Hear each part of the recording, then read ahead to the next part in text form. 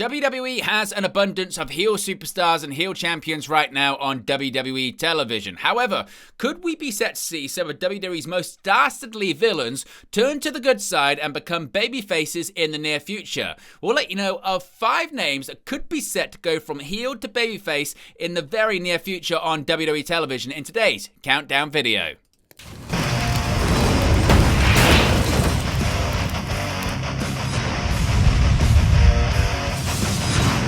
Hey guys, welcome back to Wrestling News 365. Hope everyone is doing very well. As always, there are plenty of stories to get into in the world of professional wrestling. Before we begin today's countdown video, you can see right there, we're currently at 22,364 subscribers. So if you haven't already, be sure to subscribe and join the ever-expanding WNU, that being the Wrestling News universe, as we get closer and closer to our goal of 25,000 subs this year in 2025. So if you haven't already, be sure to subscribe. Also, you can scan that QR code right there, or click the link in the video description, or click the join button and become a member of the WN365 roster. You get your badges, your emojis, and your exclusive members only content. Right, let's get into today's countdown video and talk about which current WWE heels could be set to become a babyface in the near future. We're going to get into 5 names, 5 villains right now on WWE TV that could be set to become good and join the light side of the force as opposed to the dark side. Let's begin with the World Heavyweight Champion Gunther. Now, this might be a bit of a surprising one for you because Gunther, we've only ever seen him as a heel throughout the entirety of his time in WWE. Whether it was part of the NXT UK brand as the NXT UK champion, whether it was being part of the regular NXT brand in the United States, whether it's being on the main roster, being the longest reigning WWE Intercontinental Champion ever with a reign of 666 days, whether it being the World Heavyweight Champion. Recently, Gunther, he won the World Heavyweight Championship back on Raw, but actually the seeds being planted for his babyface turn have actually been there for a little while longer, because if you recall, of course, coming out of WrestleMania, Gunther was distraught. He was upset. He was furious that he had lost to Jey Uso. And he snapped on an episode of Monday Night Raw. He attacked Pat McAfee. He attempted to attack Michael Cole, and he got suspended because of it. This then led to a match between Gunther and Pat McAfee at Backlash, WWE's post-WrestleMania PLE, which Gunther did win, and many people expected him to. But what people didn't expect was the ring general to actually shake the hand of Pat McAfee after the match, showing him a sign of respect. He always talks about how the mat is sacred and pro wrestling, the sport he's trying to preserve and protect, and having a former NFL player, commentator, even dare to step up to him could be sacrilege. But no, he showed respect to Pat McAfee, and many people pointed out that when Gunther did win back the World Heavyweight Championship from Jey Uso on the most recent episode of Monday Night Raw at the time recording this video, he did so in clean fashion. He didn't have to resort to underhanded tactics. He didn't have to resort to cheating or anything like that. No, he simply choked out Jey Uso in the middle of the ring, becoming World Heavyweight Champion for the second time in his WWE career. And many people are looking at this going, he started shaking people's hands. He's also started winning matches without cheating. In addition to that, look at the situation right now in WWE when it pertains to the Raw roster and who currently holds the Money in the Bank briefcase. Of course, coming out of the Money in the Bank Premium Live events, Seth Rollins, for the second time in his career, holds the Money in the Bank briefcase, and he's arguably the top heel right now on WWE Monday Night Raw's roster. So because of that, could there be a situation where Rollins is maybe going to cash in, and actually that will turn Gunther babyface in the process? Most people are expecting Gunther to defend the World Heavyweight Championship against Goldberg in Goldberg's WWE retirement match coming up next month at Saturday night's main event in Atlanta, Georgia. Could that once again be a situation where Gunther defeats Goldberg in his final ever match, in his retirement match, and Goldberg not only puts over Gunther in terms of having the match, but also shows him a sign of respect? And this is also another way for Gunther to become a babyface on the Raw roster. We'll have to wait and see, but I wouldn't be shocked if the ring general becomes a babyface, maybe even feuds against the heel Ludwig Kaiser, who we haven't seen on WWE television in months. Certainly one to watch.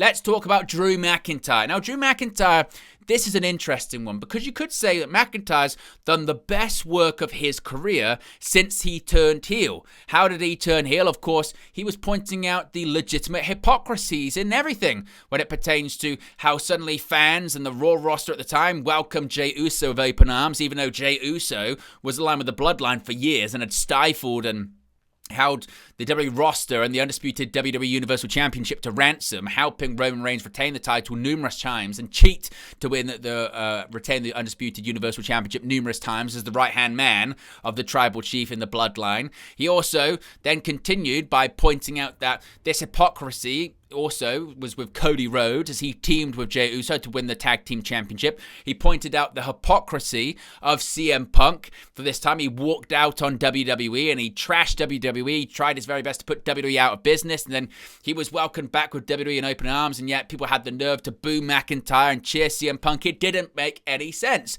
But with McIntyre, it's an interesting one because he's off WWE television right now. Obviously, he feuded with Damian Priest going into WrestleMania. They had an absolutely violent match at WrestleMania. Another one, of course, being part of the Fatal 4-Way match at Backlash. Then they had a brutal steel cage match at a recent Saturday night's main event, after which McIntyre was seemingly written off of television after being hit with a concerto. And it had been reported that McIntyre was banged up and needed some time off. We know that McIntyre's not going anywhere in terms of his long-term WWE future. He signed a brand new contract with WWE last year, and arguably, he had the best year of his career in terms of performance because of that very famous feud with CM Punk, because he won the World Heavyweight Championship at WrestleMania. He didn't hold it for very long, did he? Of course, it was cashed in on him by the aforementioned Damian Priest. But McIntyre's biggest success in terms of titles has come as a babyface during his time in WWE. He's a two-time WWE champion. He won those WWE championships during the pandemic, and he largely carried the WWE, certainly the Raw brand, on his back during that time as the face WWE champion of the Raw roster. Now, McIntyre's got a new grit and a new edge to his character. Maybe when McIntyre does return to WWE television, he returns as sort of a rugged babyface. Really, his character doesn't change. He just changes the opponents that he's going up against. Instead of going up against babyfaces, he starts going up against heels. But the character and the personality, pointing out the hypocrisy, trolling people, McIntyre keeps those aspects of his character. So maybe McIntyre could be one to turn face in the future when he returns, because of course absence makes the heart grow fonder, doesn't it? What about Dominic Mysterio? This would be absolutely incredible, wouldn't it? Because Dominic Mysterio arguably is one of the most hated men on WWE television, and for the longest time, he received some of the loudest and most raucous boos you've ever seen in your life on WWE TV. Whether they were artificially boosted up, it doesn't matter. He got heat. Why did he get heat? Because, of course, he turned his back on the most beloved WWE superstar of all time, his father, Rey Mysterio, kicked him in the groin, feuded with him, sided with the Judgment Day, sided with Rhea Ripley, sided with them, and is just this dirty sleazeball of a kid that doesn't respect authority and doesn't respect elders, and people just hate him. But the problem is, the biggest and best villains of all time, eventually they become the hero. And it's not even necessarily because they're an anti-hero or anything like that, but look in the films. Darth Vader, yes, he's an iconic villain, but people love to watch Darth Vader on the TV screen. Same with the Joker, one of the most dastardly villains in the history of comic books. But what happens? They start making actual films just about him. He gets his own film. And it's the same for every hero. The Terminator starts off as what? A villain. But actually, he becomes the centerpiece of all the films, and he becomes the hero moving forward. Because if you're good enough as a hero, as a villain, you become a hero. And people, as much as we don't like to admit it, we like to hate. We like to hate and we like to boo. And Dominic Mysterio, people have become so entertained by his character, by his sleaziness, by being with Rhea Ripley, then being with Liv Morgan, and then now possibly being with Roxanne Perez, that people just start liking him. And we saw it at WrestleMania when he won the WWE Intercontinental Championship in that Fatal 4-Way match at WrestleMania 41. The roof nearly came off of Allegiant Stadium in Las Vegas, Nevada. So whenever WWE decides to split up the Judgment Day or what have you, you have to think that it's, as much as WWE may not want it and Dominic Mysterio may not want it, they may have no choice to turn him into a babyface because that's what the crowd wants. And ultimately, you have to go with what the crowd wants eventually. You can not give it to them for a while, but eventually you do have to give it to them, which is, I guess, Dominic Mysterio as a good guy, if that can work on WWE TV. Now, what about Karrion Kross?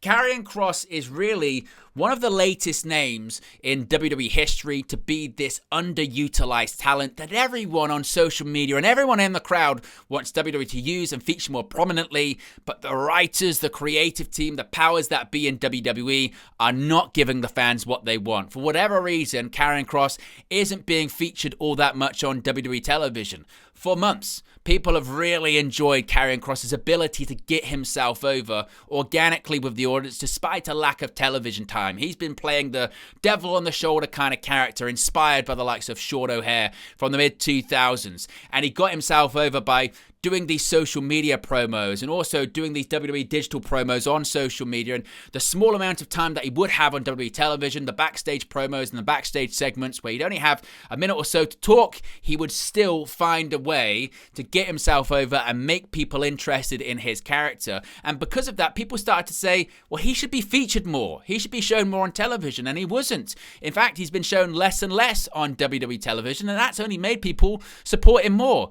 He was involved in a very peripheral role for WrestleMania in the AJ Styles Logan Paul storyline. He did show up in the match, but didn't have too much involvement in that. If anything, it's what he did after WrestleMania with that promo on the WrestleMania poster on a digital clip where he absolutely sounded off on his lack of opportunity and how he wasn't getting opportunities and what have you. That got a lot of people talking. It was a fantastic promo, one of the promos of the year, and people said, right, this should be an absolute moment for Karrion Kross to break out and start having more opportunities on WWE television, and he hasn't. He's been largely competing on Main Event, and it feels like every single week that he makes his entrance on WWE Main Event, we see it on social media of the crowd going crazy and really vocally reacting to Karrion Kross. Now, as of right now, he's still playing the heel. As of right now, his contract's still set to expire this year.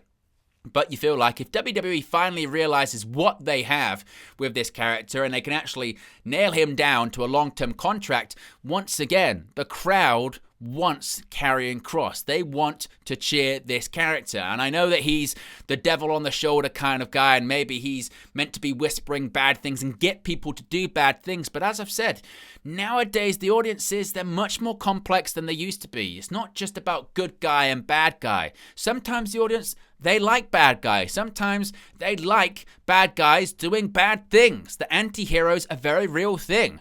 You know, when it comes to Tony Soprano in The Sopranos, one of the greatest lead characters ever. It's a complex guy. Dexter, he's getting resurrected. He's going to be back on television this year. The guy's a serial killer, but people still watch it. They like him. So this idea that you can have a character that is shades of grey, it's not just about good or bad. You can turn him into a babyface, but also still be a bad guy and still be whispering these bad things and still be a compelling character. And that you feel like is something that WWE could utilize. It's just a case of, is their creative team even able to write that character? Do they have the capability to write and book that character properly as a babyface on TV? And finally, John Cena. Of course, he's in his retirement year in WWE. He's only got a select amount of dates left, and he still says he's going to retire as the last real world champion. Of course, he shockingly turned heel earlier this year, turning on Cody Rhodes at Elimination Chamber, aligning with The Rock and Travis Scott, even though The Rock's never showed up again, and Travis Scott's only showed up at WrestleMania once, and we don't really even know why that is. And the whole heel run kind of been a bit of a bust, if you're going to be really honest. And a lot of people had fantasized and fantasy booked a John Cena heel run for the longest time, and has it lived up to expectation? Probably not. There's still a while to go, but probably not. And most people feel like because Cena's career is based off being the franchise top babyface, the face of the company, that despite him being a bad guy, despite him saying how much he hates the WWE Universe and he was in an abusive relationship and he's going to take away the championship from them, he's going to leave WWE and leave with the championship, eventually you feel like Cena will turn babyface because he's not going to wave goodbye whilst everyone's booing him. The crowd doesn't really necessarily even want to. We saw it after the match against Randy Orton at Backlash, that the crowd even then, they started to cheer for him. They started to chant, "Thank you, Cena." And whilst the crowd's, getting involved and playing the part and booing him in this retirement run, at some point this year, he'll turn babyface again, and he'll once again rise above the hate. Once again, he'll start talking about hustle, loyalty, and respect. And even if it's for one final match, you feel like he'll be a babyface, because that's John Cena. Sometimes in this heel run, it's felt like maybe he's playing a heel as opposed to playing and actually being himself. But when he's a babyface, that's the true John Cena, and you feel like inevitably, he will come back to that at some point because he has to. So there you go, guys. There are 5 names that could be set for heel turns, for babyface turns coming out of being a heel character. What are your thoughts on some of those names? Let me know your reaction in the comment section below. Let me know your opinions, your hot takes. Which ones are more likely than others? Which ones do you think will happen, won't happen? Let me know your reaction, as always, in the comment section below. Remember, be sure to subscribe. You can see the number right there. We're at 22,364 subscribers. So if you haven't already, be sure to subscribe and join the ever-expanding WNU as we get closer to 25k. In addition, you can become a member of the WN 365 roster. Links in the video description below. You can click the join button or scan the QR code when it appears on the sidebar. You get your badges, your emojis, and your exclusive members only content. I appreciate everyone for tuning in, and I'll speak to you again very, very soon. Hey guys, thank you for watching, listening, streaming, or however you come across this video today. Be sure to click on the video on the right there to watch our next video, or click the bottom there to subscribe, or the bottom right hand corner. Thank you very much, and I'll speak to you again very soon.